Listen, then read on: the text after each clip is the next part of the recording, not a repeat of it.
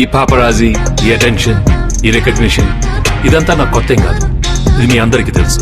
కానీ వాళ్ళకి మీరు అదే అనుకుంటున్నారు కదా. వాసవి ఆనంద నిలయంలో నచ్చిన ఫ్లాట్ తీసుకొని ఎవరైతే జీవితాన్ని పరిపూర్ణం చేసుకుంటారో వారిని కూడా అందరూ సెలబ్రిటీలా చూస్తారు. వాసవి ఆనంద నిలయం, abode of happy living at LB Nagar.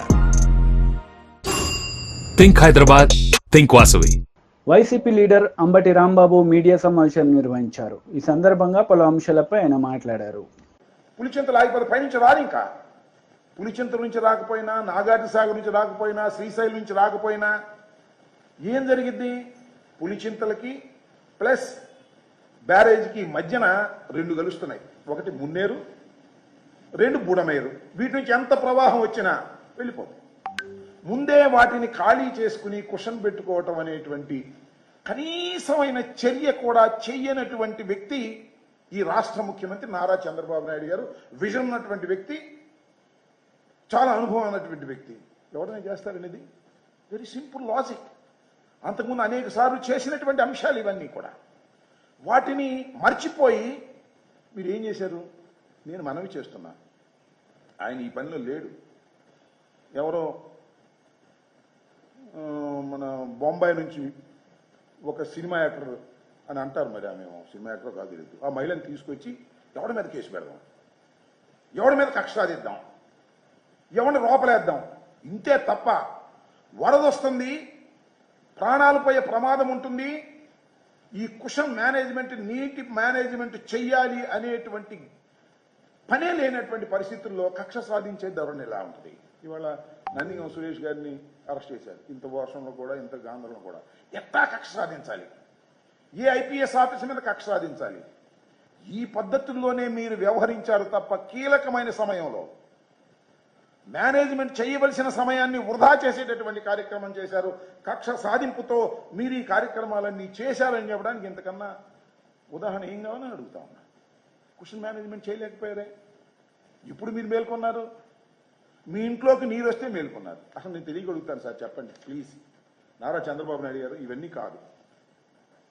నేను ప్రజలను కూడా అడుగుతా ఉన్నా, మేధావులను కూడా అడుగుతా ఉన్నా, రాజకీయ నాయకులను అడుగుతా ఉన్నా, ఈ భారతదేశంలో ఉన్న ప్రతి పౌరుని అడుగుతా ఉన్నా, ఎవరండి బఫర్ జోన్లో ఉన్న ఇంట్లో ఉంటారండి? కృష్ణానది ఒడ్డున కరగట్టకి కృష్ణానదికి మధ్యన ఉన్నటువంటి ప్రాంతాన్ని ఏమంటారు? It is a called buffer zone. వరదొస్తే మునిగిపోద్దనే కదా కరగట్టేసింది. ఆ కరగట్టకి దిగువ కట్టినటువంటి ఇంట్లో ఉన్నావే నువ్వు ఇన్ని సంవత్సరాలు? పంతం బట్టి ఉన్నావు. మేము వద్దు అంటే నువ్వు ఉన్నావు. నీకు అసలు మాట్లాడే హక్కు ఉందా? వరద గురించి అని అడుగుతా ఉన్నా. ఇవాళ బఫర్ జోన్లు చూస్తున్నాం మనం. హైదరాబాద్లో బఫర్ జోన్లో ఉన్నటువంటి పెద్ద పెద్ద మేడలను కొట్టిపారేస్తున్నాడు. ఇది బఫర్ జోన్ కాదా? అసలు వరద వస్తే ఎక్కడికి వచ్చిందండి? పాపం నేను తెలియగలుగుతా. మా మంత్రి సత్యనారాయణ రాజు గారి ఆశ్రమం, పెద్ద హాస్పిటల్, అది న్యాచురోపతిక్ హాస్పిటల్. నాకు బాగా తెలుసు, ఆయన అంటే నాకు గౌరవం. Is a very learned person in naturopathy. అది మొత్తం మునిగిపోయినాయా? వీళ్ళు మునగలేదా? అట్లా మునిగి ఇంట్లో మీరు ఉంటారా? ఉండొచ్చా? ఒక ముఖ్యమంత్రి, ఉమ్మడి రాష్ట్రానికి ముఖ్యమంత్రిగా చేసినటువంటి వ్యక్తి, విజన్ ఉన్నటువంటి వ్యక్తి, బఫర్ జోన్లో ఉన్నటువంటి ఇంట్లో నువ్వు ఉంటూ ఇవాళ నీతి వాక్యాలు చెప్తున్నావు. జగన్మోహన్ రెడ్డి గారి దుర్మార్గుడు అంటున్నావు. అసలు జగన్మోహన్ రెడ్డి గారి వల్ల ఈ వరద వచ్చింది అంటున్నావు. నేను తెలియగలుగుతానండి, అసలు మీ ప్రభుత్వం ఎందుకు వచ్చింది నాకు అర్థం కాలేదు. మీ ప్రభుత్వాన్ని ఎందుకు ఎన్నుకున్నారు? పద్యానికి జగన్మోహన్ రెడ్డి గారి ఈ టైంలో జరిగింది, అది అందువల్ల జరిగిందని చెప్పడానిక? ఇప్పుడు మూడు నెలలు దాటే సమయం వచ్చింది కదా, అయినా ఇంకా జగన్మోహన్ రెడ్డి గారి మీద విరుచుకుపడేటువంటి కార్యక్రమాలే చేస్తున్నారు తప్ప వీళ్ళు పరివర్తన లేదే, కక్ష సాధింపేనే. ఇలాంటి సమయంలో కూడా కక్ష సాధింపు మీదే మీ విచక్షణ ధోరణంతా పెట్టారు.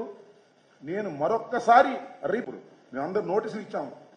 వైఎస్ఆర్ ప్రభుత్వం అధికారంలోకి రాగానే బఫర్ జోన్లో ఉన్నటువంటి ప్రభుత్వ కట్టడాన్ని, ప్రజావేదికని తొలగించాం. అబ్బే తొలగించేశారే, ఎంత కక్ష, ఎంత కార్పణ్యం అన్నారు. దట్ ఈస్ కరెక్ట్ అని చెప్తున్నాయి. వాళ్ళ బఫర్ జోన్లో ఉన్నది ప్రభుత్వాన్ని కాబట్టి మేము తొలగించాం. మీకు నోటీస్ ఇస్తే మీ ఓనరు లింగంనేనాయను ఇంకొక ఆయన అందరూ నోటీసు కోర్టుకు వెళ్ళారు, కోర్టులో స్టేలు తెచ్చుకున్నారు. కోర్టు ఎంతవరకు రక్షిస్తుందో చూద్దాం ఇవాళ జరిగిన తర్వాత కూడా. బీఆర్ఎస్ లీడర్ మీడియా సమావేశం నిర్వహించారు. ఈ సందర్భంగా పలు అంశాలపై ఆయన మాట్లాడారు. ఇవాళ ఉన్న చట్టాల ప్రకారం పనిచేయాలి అని చెప్పి మేము పోలీసులకు పదే పదే చెప్తా ఉన్నాం. తెలంగాణ రాష్ట్ర ప్రభుత్వం అన్ని విధాలుగా వైఫల్యం చెందింది. ఇచ్చిన ఒక్క హామీని నెరవేర్చే పరిస్థితిలో లేదు. మధ్యలో వస్తున్న సమస్యలను ఎదుర్కొనే శక్తి లేదు, సత్తా లేదు. మొన్న వరదల విషయంలో దారుణంగా విఫలమైంది. ఒక దిక్కు వర్షాలు వస్తున్నాయని చెప్పి ఇండియన్ మెట్రలాజికల్ డిపార్ట్మెంట్ హెచ్చరిక చేసింది. ఈ రాష్ట్రంలో ఉన్న వాళ్ళు హెచ్చరికలు చేసిండ్రు. అన్ని రాష్ట్రాలలో ప్రజలు అప్రమత్తమైన ప్రభుత్వాలు ముందు జాగ్రత్త చర్యలకు పూనుకున్నాయి. కానీ ఒక్క తెలంగాణ రాష్ట్రంలో మాత్రం ముఖ్యమంత్రి కానీ మంత్రులు కానీ ఎక్కడ కూడా అడ్రస్ లేదు. ఆ రోజు వందలు వేల మంది ఆపదలో ఉంటే సోయి లేకుండా పడుకొని ఉన్నారు. మాకు తెలిసిన వార్తల ప్రకారం కొంతమంది సినిమాలు చూస్తున్నారు, కొంతమంది సినిమాల ఫంక్షన్లు పోవడానికి ప్రిపేర్ అవుతున్నారు అనే వార్తలు వచ్చినాయి. 9 మంది ఒక చోట, ఒక కుటుంబం ఒక చోట, ఇంకొక కుటుంబం ఒక చోట, వరదలు ఎక్కువైతున్నాయి మమ్మల్ని కాపాడండి ప్రభువుని మొత్తుకుంటుంటే ఒక ముఖ్యమంత్రి మంత్రి ఎవరు కూడా పత్తా లేరు. ఈ విషయాన్ని ప్రజలు ప్రశ్నించారు. ఖమ్మంలో ఉండే మహిళలు ప్రశ్నించారు, అయ్యో మాకు ఎవరు దిక్కులేడా అని చెప్పి. పాప ప్రశ్నిస్తున్న ఆ క్రమంలోనే దిలీప్ కు ఈ తెలుగు స్క్రైబ్ ఏం సంబంధం? ఆయన ఎప్పుడన్నా అన్నాడా ఈ మాట? ఆయన మత కులాలను ప్రేరేపించిండా? కేవలం ప్రిజంప్షన్స్ మీద ఊహలతోని ఎట్లయినా చేసి బీఆర్ఎస్ పార్టీని ఇబ్బంది పెట్టాలి, తెలంగాణ ఉద్యమకారులు అంటే వాళ్ళు కనుమరుగు కావాలి తెలంగాణ నుండి అని కుట్రతోని రేవంత్ రెడ్డి ఇట్లా చేస్తున్నాడు. మీకు దమ్ముంటే అక్కడ పోయి ఎవరైతే ట్విట్టర్ హ్యాండిల్ యాక్టివ్ పెట్టి మత కులాలను ప్రేరేపిస్తారో వాళ్ళని తీసుకురండి, మేము కూడా సహకరిస్తాం. అందుకొరకు ఇలాంటి కక్షపూరిత ప్రతీకారపూరితమైన ఈ మానుకోవాలి. అక్రమంగా నిర్బంధించిన కొరతం దిలీప్ గారిని అర్జెంటుగా మరి రిలీజ్ చేయాలి. అదే విధంగా ఖమ్మంలో మరి మా మాజీ మంత్రులపై బీఆర్ఎస్ నాయకులపై పెట్టిన అక్రమ కేసు ఏదైతుందో ఆ అక్రమ కేసును అర్జెంటుగా ఉపసంహరించుకోవాలని బీఆర్ఎస్ పార్టీ డిమాండ్ చేస్తున్నాం. Thank you very much.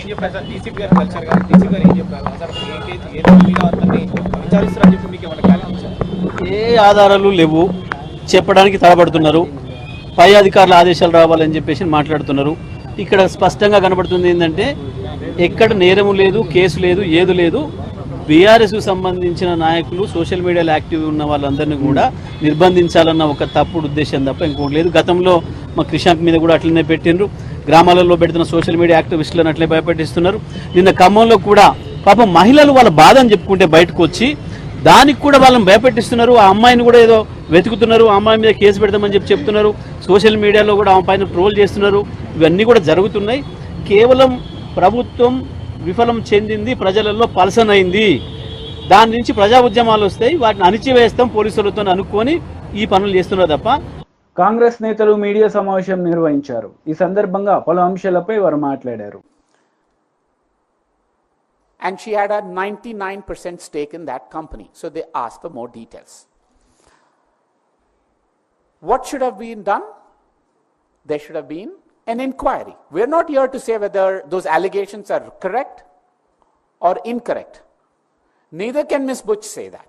There should have been an independent inquiry done. No. Now what happened? There is something called the Indian Venture Capital Association, which is an industry body, and the Association of Mutual Fund Investors.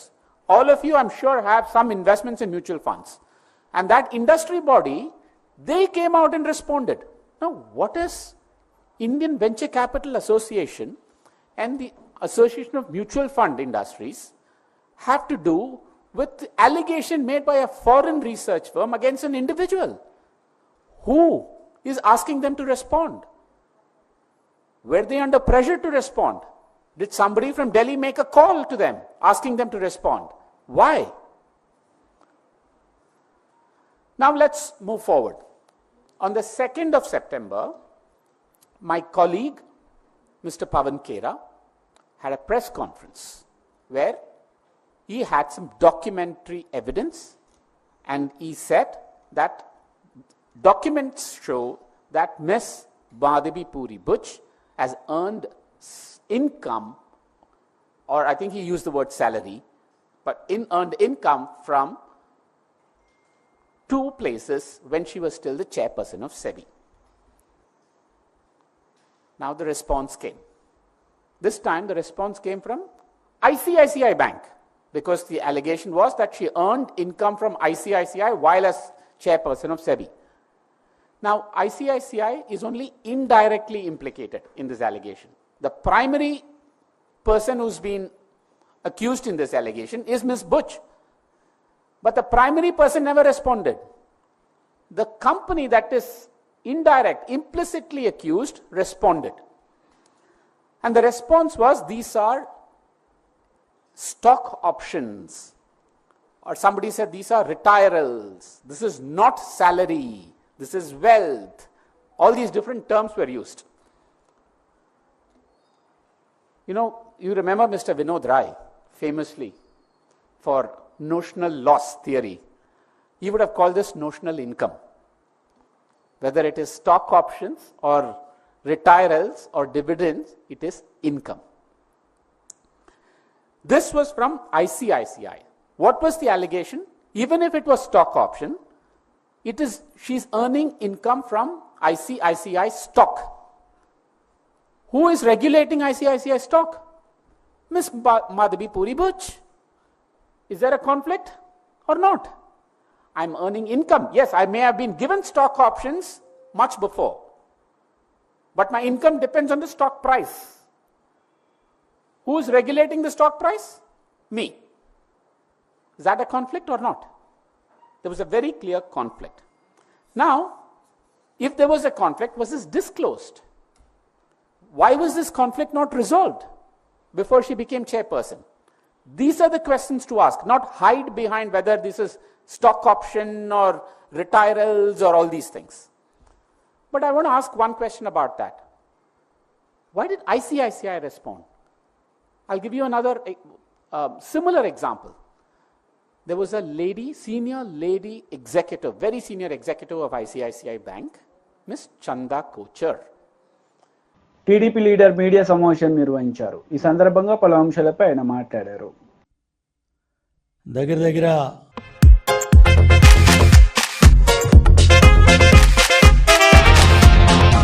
ఈ paparazzi, ఈ attention, ఈ recognition ఇదంతా నాకు కొత్తేం కాదు.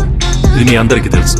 కానీ వాళ్ళకి మీరు అదే అనుకుంటున్నారు కదా. వాసవి ఆనంద నిలయంలో నచ్చిన ఫ్లాట్ తీసుకొని ఎవరైతే జీవితాన్ని పరిపూర్ణం చేసుకుంటారో వారిని కూడా అందరూ సెలబ్రిటీలా చూస్తారు. Vasavi Ananda Nilayam, abode of happy living at LB Nagar. Think Hyderabad, think Vasavi. 63 సంవత్సరాలు, 65, 67 సంవత్సరాలు దాటి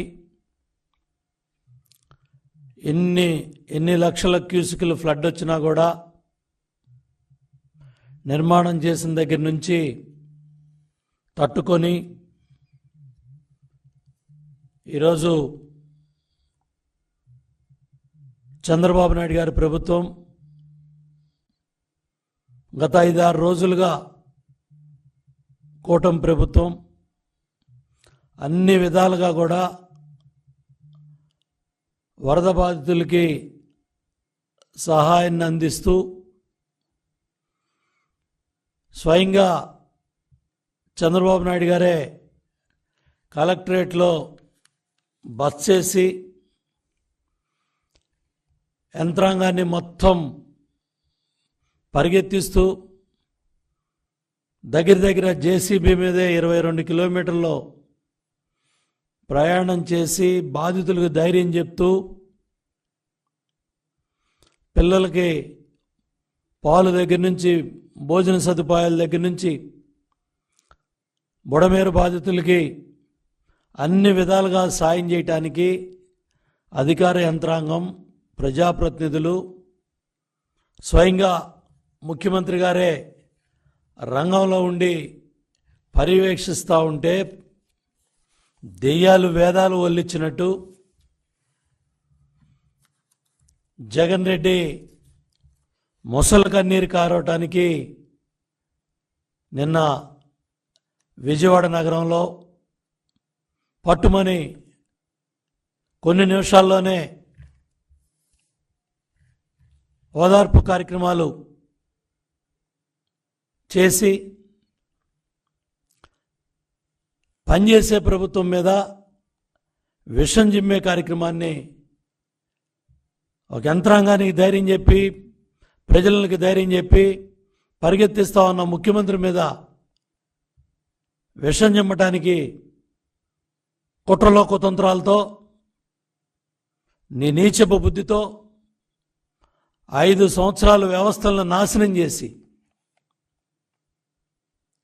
బుడమేరు డైవర్షన్ ఛానల్కి 37,555 క్యూసిక్ల వరద ప్రవాహాన్ని కృష్ణానదికి తరలించటానికి 464 కోట్లతో చంద్రబాబు నాయుడు గారు టెండర్లు పిలిపించి పనులు మొదలుపెట్టి దగ్గర 150 కోట్లు ఖర్చు పెడితే 5 సంవత్సరాల జగన్ రెడ్డి పరిపాలనలో వైసీపీ ప్రభుత్వ పరిపాలనలో పనులను నిలుపుదల చేసి పక్కన పెట్టి ఈ దుర్మార్గానికి నువ్వు కారణం కాదా జగన్ రెడ్డి అని నేను ప్రశ్నిస్తా ఉన్నా, నీ పార్టీని ప్రశ్నిస్తా ఉన్నా. వైసీపీ లీడర్ మీడియా సమావేశం నిర్వహించారు. ఈ సందర్భంగా పలు అంశాలపై ఆయన మాట్లాడారు. అందరికీ నమస్కారం. ఈరోజు మాజీ బాపట్ల పార్లమెంట్ సభ్యులు శ్రీ నందిగం సురేష్ గారిని అర్ధరాత్రి చేయని నేరానికి అనుమానితుడిగా ఓ మాజీ ఎంపీ గారిని అత్యంత అవమానకరంగా హైదరాబాద్లో అనారోగ్యంతో భుజానికి ఆపరేషన్ కోసం వెళ్లిన వ్యక్తిని అర్ధాంతరంగా అరెస్ట్ చేసి తీసుకొచ్చారు. కారణం ఏం చెప్తున్నారంటే మీడియాలో వస్తుంది, వాళ్ళు చెప్తుంది తెలుగుదేశం పార్టీ కేంద్ర కార్యాలయం పైన 3 సంవత్సరాల క్రితం జరిగిన దాడిని నందిగం సురేష్ గారు కూడా దానిలో పాల్గొన్నారని, దాడి చేయించిన వ్యక్తుల్లో ఆయన ఉన్నాడని, ఆయన మీద అక్రమంగా ఒక కేసుని ఇప్పుడు బనాయించి 3 సంవత్సరాల క్రితం దాడి జరిగినప్పుడు ఎవరెవరు దానిలో పాల్గొన్నారో పోలీసులు విచారణ చేశారు, అనుమానితులందరినీ పట్టుకున్నారు, చట్టపరమైన చర్యలన్నీ తీసుకున్నారు. కానీ తెలుగుదేశం పార్టీ అధికారంలోకి వచ్చిన తదుపరి రాజకీయాలంటే అక్రమంగా కేసులు పెట్టడం, దౌర్జన్యంగా ఈడ్చుకు రావటం, కనీసం మాజీ పార్లమెంటు సభ్యుడన్న గౌరవం కూడా ఆయనకు ఇవ్వకుండా, నేను ఒక మాజీ ఎమ్మెల్యేని, మా పార్టీకి సంబంధించిన ఎస్సీ విభాగ రాష్ట్ర అధ్యక్షుడయ్యా, కనీసం వెళ్లి చూసొస్తానని అడిగినా కూడా గంట సేపటి నుంచి ఎస్ఐ స్థాయి వ్యక్తులను బతిమలాడుతున్నా కూడా కాలు ముందుకు వేయనీయలేదు. కనీసం పోలీస్ స్టేషన్ గేట్లో కూడా మమ్మల్ని రానిలేదు. అంటే అంటరానితనం, మాలా మాదిగలు అరెస్ట్ కాబడితే కూడా పలకరించే దిక్కుమొక్కులేని ఈ రాష్ట్రంలో మా దయనీయమైన పరిస్థితిని ఈ రాష్ట్ర ప్రజలందరికీ విన్నవిస్తున్నాం. ఇక్కడ అంటరానితనం జరుగుతుంది, రాజకీయ అంటరానితనం జరుగుతుంది, వ్యక్తుల మీద అంటరానితనం జరుగుతుంది. అదే పెద్ద వ్యక్తులకు సంబంధించిన కొడుకులో, మనవళ్ళలో, మనవరాళ్ళలో అయితే ఈ విధంగా అవమానపరుస్తారా? ఈ విధంగా ఆపేస్తారా? పక్కకు సంబంధించిన మాజీ మంత్రుల స్థాయి వ్యక్తులు వస్తే ఎక్కువసేపు గేటు దగ్గరుంటే నీ మీద కూడా కేసు పెట్టాల్సి వచ్చిందంటే భయపడి పక్కకి వెళ్ళిపోయారు. ఈ రోజున ఈ రాష్ట్రంలో దయనీయమైన పరిస్థితి అది. పోలీస్ స్టేషన్లో పోలీసులు డైరెక్ట్ గా చెప్పేస్తున్నారు, గేటు దగ్గర ఎక్కువసేపు ఉంటే నీ మీద కూడా కేసు బనాయించాల్సి వచ్చింది అని. ఇది ఈ రోజున చంద్రబాబు నాయుడు గారి ప్రభుత్వంలో మానందరికీ జరుగుతున్న న్యాయమని, మీరు 3 సంవత్సరాల క్రితం జరిగిన ఓ సంఘటన ఆధారంగా చేసుకుని పార్టీలో ఉన్న ఎమ్మెల్సీలను టార్గెట్ చేసి ఎల్ఎల్ అప్పిరెడ్డి గారిని, తలసరి రఘురామ గారిని, యువనాయకుడు అవినేష్ గారిని, మాజీ ఎంపీ సురేష్ గారిని మీరు టార్గెట్ చేసి రాజకీయంగా చిత్రవదలు చేయాలని చూసినా మేము జగన్మోహన్ రెడ్డి గారిని వదిలిపెట్టే ప్రసక్తి ఉండదని మనవి చేస్తున్నాం. దళిత బలహీన వర్గాలు, మైనార్టీ వర్గాలు, అలాగనే పేదలైనటువంటి అగ్రవర్ణాలను అనేక మంది ఈ రోజున జగన్మోహన్ రెడ్డి గారి పక్షాన ఎవరు నిలబడితే వాడు ద్రోహి, వాడు దొంగ, వాడు కూనీకోరు, వాడు అనేకమైన పాపాలు చేసిన వాడిగా ఈ రోజున రాజకీయాల్లో మీరు చేస్తున్న వికృతమైన చేష్టలు ఈ రోజున ఈ ప్రపంచం చూస్తుంది. మేము అడుగుతున్నాం, మీది బురద రాజకీయం అని చెప్పి చెబుతున్నాం. ఓ పక్కన విజయవాడ మునిగిపోతే ప్రజలందరూ లక్షల కొద్దీ 6 లక్షల పైచీలకు ప్రజలు రోడ్డు మీద పడితే దిక్కుమొక్క లేకుండా అనాథలుగా మారిపోతే దాన్ని వదిలేసి ఈ రోజున బురద రాజకీయం చేస్తారా? ఎన్ని రోజులు చేయగలుగుతారు? ఎన్ని రోజులు ఉంటుంది మీ దగ్గర అధికారం? మీరు ఈ రోజున గ్రామాల్లోకి వస్తే మీరు ఇచ్చిన హామీలు నెరవేర్చలేక మీరు చేసిన ద్రోహాన్ని ప్రజలు చేతుకరించుకుంటున్నారని ఈ రోజున డైవర్షన్ పాలిటిక్స్ చేస్తున్నారు. ఈ రోజున మీరు విజయవాడలో చేతులు ఎత్తేసి మీరు చేసిన పాపాలని ఈ విధంగా అరెస్టులు చేసి ప్రజల యొక్క మనసుని, ప్రజల యొక్క దృష్టిని మార్చడానికి చేస్తున్నారు. నందిగం సురేష్ గారు ఒక ఎంపీ స్థాయికి ఎదిగాడు. ఆయన స్వయం కృషితో పైకొచ్చిన వాడు. తండ్రి గారి పేరు చెప్పో, తాతగారి పేరు చెప్పో వచ్చినవాడు కాదు. కష్టపడి జగన్మోహన్ రెడ్డి గారి ద్వారా ఓ కార్యకర్త స్థాయి నుండి బాపట్ల ఎంపీ స్థాయికి ఎదిగినవాడు. అలాంటి వ్యక్తిని ఈ రోజున మీరు దారుణంగా అవమానపరిచిన, దొంగ కేసులు బనాయించాలు చూసిన, గతంలో కూడా ఆయన్ని మరి రాజధాని ప్రాంతంలో చెరుకు తోటలను తగలబెట్టించాడని అనుమానితుడిగా తీసుకెళ్లి మీరు ఏ విధంగా ఘోర అవమానాలు చేశారో మీరు చూశారు. ప్రజలు ఆయన్ని ఎంపీని చేస్తే ఈ రోజున మీరు మళ్లీ తీసుకొచ్చి జైల్లో పెట్టారు. ఇది మేము గుర్తుపెట్టుకుంటామని చెబుతూ ఇలాంటి అకృత్యాలకు పోలీస్ శాఖ వారికి కూడా మేము మనవి చేస్తున్నాం. మీరు ఇలాంటి రాజకీయాలకు సహకరించి ఈ విధంగా మీరే ఒక గూండాల్లాగా ప్రవర్తిస్తే ప్రజాస్వామ్యంలో దళితులకు, మరి ముఖ్యంగా మాకు చాలా చాలా బాధగా ఉంది, అవమానకరంగా ఉంది. భయపడుతున్నాం మీ రాజకీయం ఎందాకపోతుందని చెప్పి. కానీ జగన్మోహన్ రెడ్డి గారు మాత్రం వదిలే ప్రసక్తి లేదని చెప్పి మనవి చేస్తున్నాం. టీడీపీ లీడర్ మీడియా సమావేశం నిర్వహించారు. ఈ సందర్భంగా పలు అంశాలపై ఆమె మాట్లాడారు. కళ్ళుండి మాట్లాడుతున్నారా, కళ్ళు లేక మాట్లాడుతున్నారా, మతుండి మాట్లాడుతున్నారా, మతి లేకుండా మాట్లాడుతుందా, ఈ రోజా ఎలా మాట్లాడుతుందనే విషయం మాకు ఎవరికి కూడా అర్థం కావట్లేదు. మోకాళ్ళ లోతు నీళ్లు వచ్చి ప్రజలు అల్లాడుతుంటే వాళ్ళ బాధని తన బాధగా చేసుకొని నారా చంద్రబాబు నాయుడు గారు కంటి నిండా కునుకు లేకుండా అహర్నిశలు కష్టపడుతూ ప్రజలకి నేనున్నాను అండగా అని భరోసానిస్తూ వాళ్ళకి తిండి దగ్గర నుంచి, వైద్యం దగ్గర నుంచి, సరుకుల దగ్గర నుంచి, వాళ్ళకి మానసికంగా భరోసానిచ్చే దగ్గర నుంచి, ఆ తర్వాత తీసుకోవాల్సిన చర్యలు అక్కడ ఏదైనా ఫైర్ ఇంజిన్ ద్వారా మట్టి తీసేయడం దగ్గర నుంచి, గర్భిణీ స్త్రీలని తరలించడం దగ్గర నుంచి, చిన్న పిల్లల్ని కాపాడటం దగ్గర నుంచి, కొద్దిగా జబ్బు చేసిన వాళ్ళందరినీ జాగ్రత్తగా హాస్పిటల్ తీసుకెళ్లే దగ్గర నుంచి, పునరావాస కేంద్రాలని నిరంతరం పర్యవేక్షణలో ఉంచుతూ అధికారుల్ని అప్రమత్తం చేస్తూ, అట్లాగే నారా లోకేష్ గారు బుడమేరు గండ్లు పూడ్చడానికి విశ్వ ప్రయత్నం చేస్తూ అధికారుల్ని, అదేవిధంగా అక్కడున్న కాంట్రాక్టర్ని, ప్రజల్ని అందరినీ సమన్వయపరుస్తూ మరి 1 నెల 2 నెలల్లో జరగాల్సిన పనులని 2 రోజుల్లోనే పూర్తయ్యే విధంగా యుద్ధ ప్రాతిపదికన మరి నారా లోకేష్ గారు అక్కడ అహర్నిశలు కష్టపడుతూ ఉంటే నీ కళ్ళకి కనిపించట్లేదా అని చెప్పి ఈ సందర్భంగా రోజా నేను అడగదలుచుకున్నా. సిగ్గుందా మీకు అసలు? శవరాజకీయాలు చేస్తారా? అక్కడున్న ప్రజలే మిమ్మల్ని చీకొట్టారు. వరదల్లో మునిగి తేలిన ప్రజలే మిమ్మల్ని చీకొట్టారు. అయినా మీకు బుద్ధి రాల. అసలు ఈవిడ ఏంటి, ఈవిడ చరిత్ర ఏంటి, ఈవిడ దేనికి మాట్లాడుతుంది, ఈవిడకున్న అర్హత ఏంటి? ఈ రోజాకి నీకున్న అర్హతలు ఏంటో నేను చెప్పనా? ఏపీఐసిసి చైర్మన్గా ఉంటూ కృష్ణపట్నం దగ్గర 11,000 ఎకరాలలో 2,000 ఎకరాలు 2,000కి పైన లావాదేవీలు జరిగితే నీ వాటా ఎంత తీసుకున్నావో ప్రజలందరికీ కూడా తెలుసు అని చెప్పి ఈ సందర్భంగా చెప్తున్నా.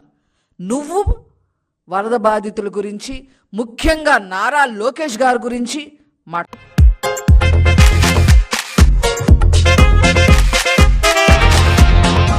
ఈ పాపరాజీ, ఈ అటెన్షన్, ఈ రికగ్నిషన్ ఇదంతా నాకు కొత్తేం కాదు. ఇది మీ అందరికీ తెలుసు. కానీ వాళ్ళకి మీరు అదే అనుకుంటున్నారు కదా. వాసవి ఆనంద నిలయంలో నచ్చిన ఫ్లాట్ తీసుకొని ఎవరైతే జీవితాన్ని పరిపూర్ణం చేసుకుంటారో వారిని కూడా అందరూ సెలబ్రిటీలా చూస్తారు. Vasavi Ananda Nilayam, abode of happy living at LB Nagar. Think Hyderabad, think Vasavi.